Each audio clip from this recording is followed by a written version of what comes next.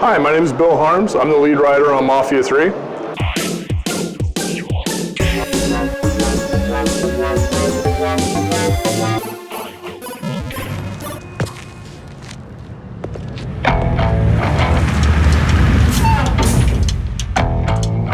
Now when I was a little boy, at the age of 5, back up to Lone Dock. I had something in my head. Keeps a lot of folks alive. My man, over 21. Police continue to search the French ward for at least 4 men believed to be involved in the robbing of the Federal Reserve. We can have a lot of fun. And MAFIA III is the story of Lincoln Clay, an orphan and Vietnam vet who returns to New Bordeaux, our version of New Orleans. And he returns to his life living with the black mob, who's soon betrayed by the Italian mafia, which is headed up by a guy named Sal Marcano. And from that point on, Lincoln makes it his life's mission to exact revenge on Marcano by dismantling Marcano's organization and replacing it with one that Lincoln creates on his own.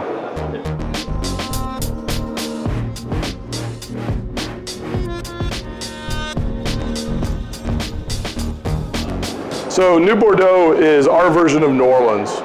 The reason it's not New Orleans is because we had to take some liberties with the city in terms of gameplay. Since it's 1968, it's the classic era of muscle cars. So we wanted wider streets so you can go fast and things like that. And the streets in New Orleans are actually pretty narrow. And also other elements, like we wanted to have subterranean sections, like canals under the city, which is impossible in real New Orleans. In terms of New Bordeaux, it's split up into 10 districts, counting the Bayou.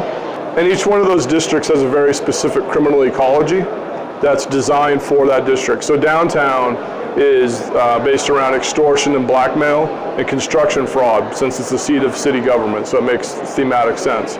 Whereas an area like the French Ward, which is where people go to party, the rackets there are drugs and prostitution. So we really put a lot of effort into making the city feel alive and having a specific criminal ecology for each part of town.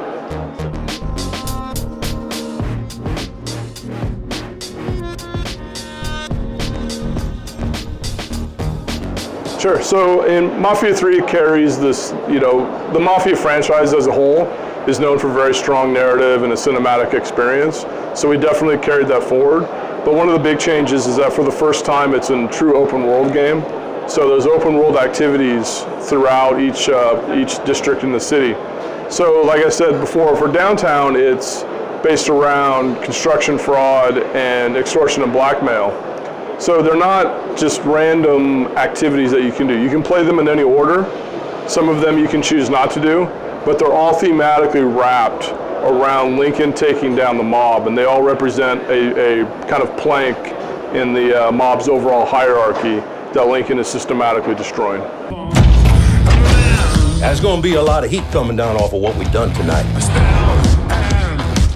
You need to relax, Sal. Hey, we're gonna pull this off.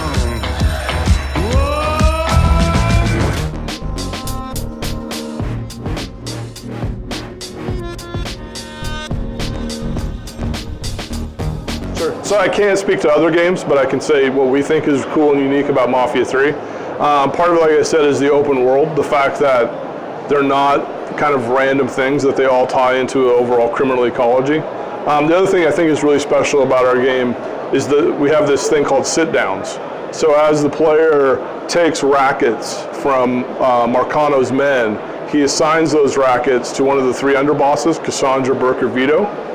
And then once Lincoln takes a district, he assigns the district to one of the 3 underbosses.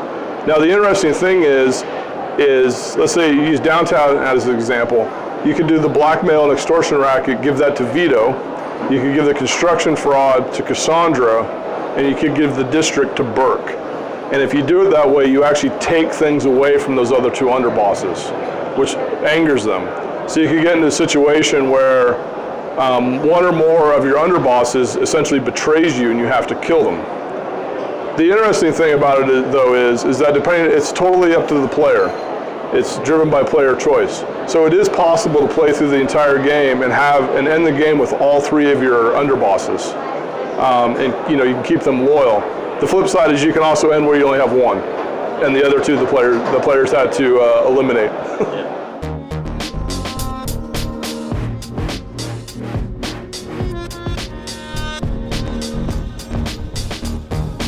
So, for example, for like the sit-downs, obviously whether or not you have an underboss with you has ramifications in a lot of ways throughout the remainder of the game. And then the choices extend, like you were saying, into Kill Tony. You can go in loud through the lobby, or you can stealth your way up. But they're even on even as you destroy the rackets, you can approach the rackets in multiple ways.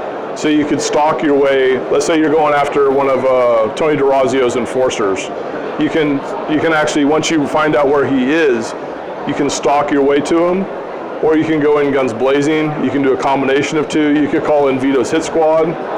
So even those kind of encounters, they all play out very differently based on how the player wants to approach that situation.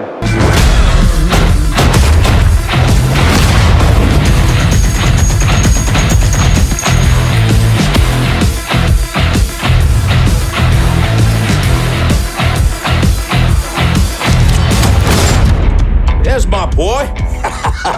Look like you could use a drink. Want to get changed? We need to get ourselves over to Sam's, collect our cut of that money.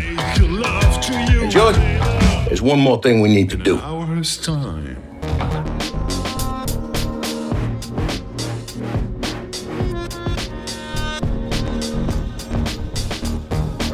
Mafia III set in 1968 in New Bordeaux, so we did a lot of research specific to that time and place, and that ran the gamut from doing research in terms of race relations at the time, civil rights.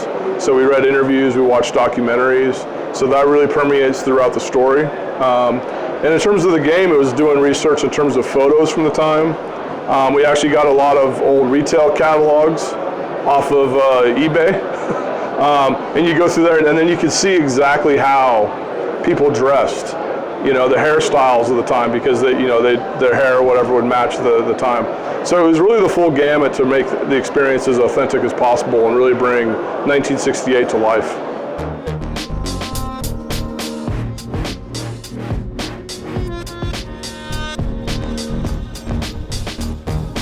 So Mafia III releases on October 7th. For Xbox One, PlayStation 4, and PC. This isn't just money. It's freedom. I need you with me on this. I'm with you, Pop. You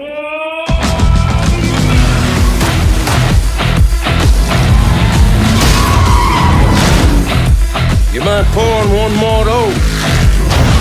Couldn't pull it off without you, Sammy.